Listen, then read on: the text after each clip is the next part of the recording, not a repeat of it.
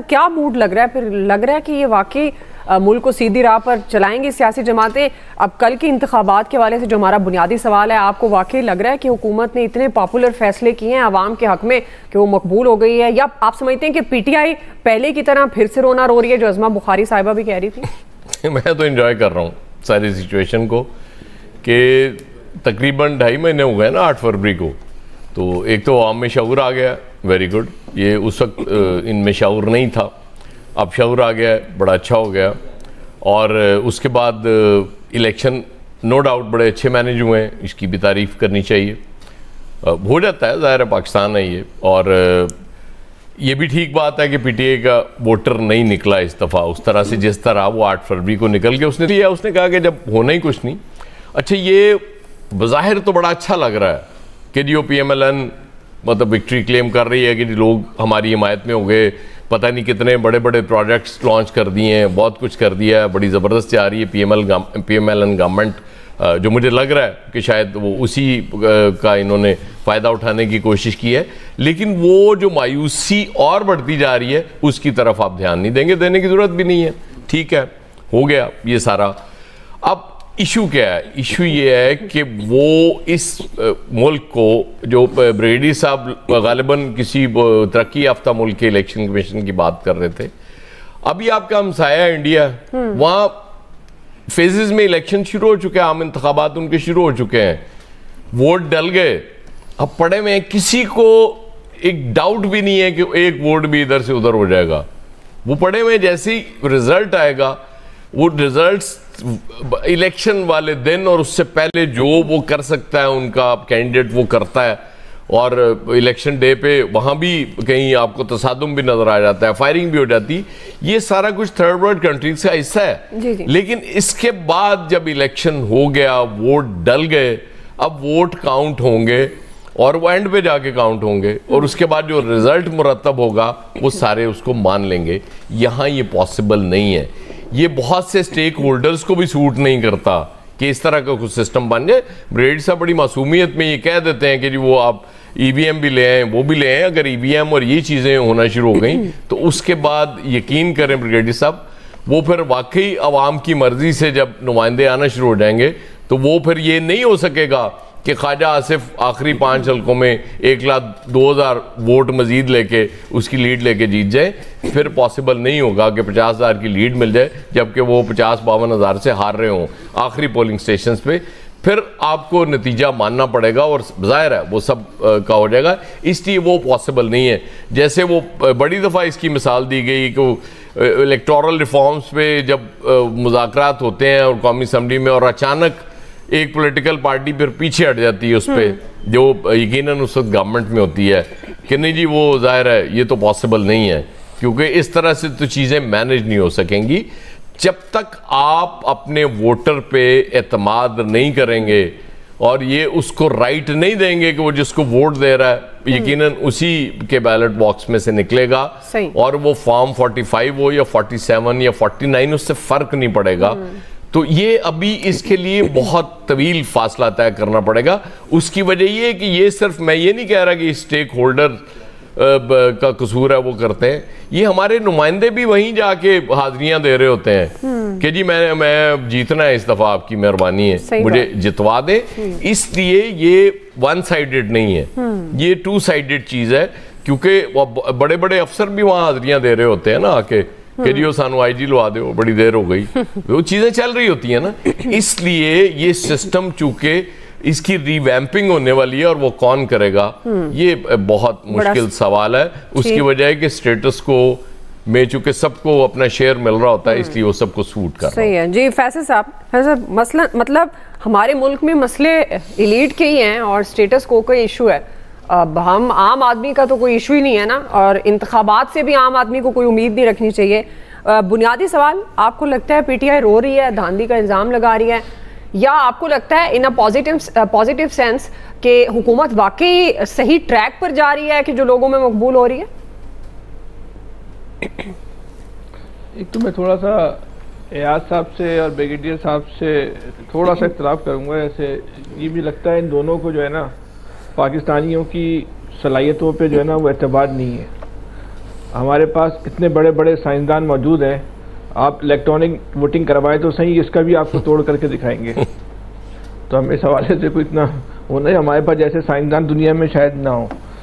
बहरहाल मैं इतनी गहरी बातें करना तो नहीं आ रही, लेकिन मैं एक बात कॉमन सेंस की करना चाहता हूँ। जिस फैक्ट्री की मेन प्रोडक्ट जो है वो आलूदा और ताफुन ज़दा, बदबूदार और मिलावट शुदा हो, तो उसकी बाय प्रोडक्ट कभी अच्छी हो नहीं सकती। ये टेक्निकली मुमकिन नहीं है। जिस तरह का 8 फरवरी को इलेक्शन हुआ था, उसके बाद आप ये समझ लें कि ज़मनी इलेक्शन जो है वो 8 फरवरी से मुख्तलिफ होगा, तो ये तो किसी के जहन में भी ख्याल नहीं आया था। कम से कम किसी पाकिस्तानी के जहन में ख्याल नहीं आया होगा, किसी एक आध के अगर आ गया हो तो मुझे अंदाज़ा नहीं है, अमूमी तौर पे तो ख्याल भी नहीं आया होगा। हाँ, मैं आमिर साहब की इस बात से जो है वो 100% नहीं बल्कि 1000% जो हूँ मुत्तफिक हूँ कि 8 फरवरी को भी जो है वो किसी वोटर को आने से नहीं रोका गया था। बस इतना सा काम किया गया था, वोट चोरी कर लिया गया था। वोटर तो बहरहाल जो आया था। बात यह है कि कौन जीता कौन हारा ये अहम बात नहीं है। अगर लोग वोट डालने के लिए नहीं निकले, ये अहम बात है। ये जीत और फतह तो एक इंसान की है, किसी सियासी जमात की है। कोई खुश हो रहा होगा, कहीं गम मनाया जा रहा होगा। ये तो सिलसिला हमेशा चलता रहता है और चलता रहेगा ना। इस इलेक्शन से किसी की हुकूमत साजी की जो हुकूमत है उसकी हैयत पे कोई फ़र्क पड़ना है, वो भी ऐसा कुछ इलेक्शन से नहीं होना। लेकिन अगर इस मुल्क के लोग, इस कौम के लोग अगर इस निज़ाम से दिल बर्दाश्ता हो रहे हैं और वो वोट डालने के लिए नहीं आ रहे और उसको हम जो भी माने दे दें कि कोई भी उसका जो है वो सबब तलाश कर लें, अपनी मर्जी के मुताबिक कर लें, हकाइक में ना जाएं, लेकिन इसको किसी भी आप पहलू से देखें ना, ये बहुत ख़तरनाक बात है। ये अच्छी अलामत नहीं है कि लोगों का इस निज़ाम से जो है वो मायूस हो जाना। तो अगर इसी तरह लोगों को की मायूसी पर आपने अपनी फतह के जश्न मनाने, ठीक है, बिल्कुल मनाइए, सही। लेकिन ये बस सोच लीजिएगा, जश्न जो है वो ये पाकिस्तान का जश्न है, पाकिस्तान में ही बना रहे हैं ना। अगर इस मुल्क को नुकसान पहुंच रहा है या ज़्यादा नुकसान पहुंच गया तो कल आप जश्न कैसे बनाएंगे? सही है। ये पाकिस्तान मजबूत होगा तो आप ये आने वाले कल में भी जश्न मना सकेंगे। ऐसे हालात पैदा ना करें कि लोग जो है वो लोगों के दिल बर्दाश्ता होने को आप अपनी कामयाबी जो है वो समझना शुरू कर दें। जी। जो कुछ नजर आ रहा है ना, उससे इस तरीके से आंखें मत चुराएं जिस तरह आप जो है वो आंखें चुरा रहे हैं। सही। ये अच्छा साइन नहीं है, अच्छी अलामत नहीं है। ठीक। लोगों की मायूसी को दूर करें, उस असबाब को तलाश करें कि लोग क्यों मायूस हो रहे हैं। ठीक। अगर आप नहीं करेंगे तो हम सब एक दूसरे के साथ ज्यादती करेंगे। चलिए इलियास साहब साढ़े लोग तो इनकार ही समझो फिर। जी, पीटीआई इल्ज़ाम लगा रही है धांधली का। आपने तो वैसे कवरेज भी की होगी इलियास साहब, आपने क्या देखा, मकबूलियत या धांधली? देखिए उस हल्के की ना, ये सवाल बड़ा अच्छा पूछा आपने इनसे। उस सच बताना है इलियास भाई, उस हल्के के जो बुनियादी जो हकायक है ना वो डिफरेंट हैं। उधर वोट बैंक बहुत ज़्यादा जो है नून लीग का इस सेंस में, क्योंकि वो अलीम खान का हल्का रहा है शुरू से, जब काफ लीग की गवर्नमेंट होती थी तो उस ज़माने से। और उधर वोट बैंक जो अब इनका इत्तेहाद हुआ जाहिर है, तो इन लोगों ने कहा कि वोट बैंक अपना नून लीग को वोट देना है। उसके बावजूद भी वो जो कह रहे थे ना कि फासला, वो फासला उस तरह नहीं उनको माइलेज मिली कि ज़्यादा नून लीग को ज़्यादा वोट मिले हों, लेकिन वो ये हमें पता है कि क्योंकि ये हल्का उसमें जो वोट बैंक है सारा इन्हीं का था, इस्तेहकाम पार्टी का था, और बहुत तगड़ा किस्म का वोट बैंक है उनका। और रियलिटी जो है वो हट के है। दूसरे भी हल्कों में थी जो सूरत हाल, वहाँ वो रिज़ल्ट शुरू से ही ऐसे देखने आते थे कि जो मैराथन लगी हुई थी रिज़ल्ट आने की, उसमें नून लीग ही टॉपर रही है। ये कोई भी हल्का ऐसा नहीं था कि जिसमें वो हो कोई एक भी खुला, क्योंकि फॉर्म 47 का हुआ था तय।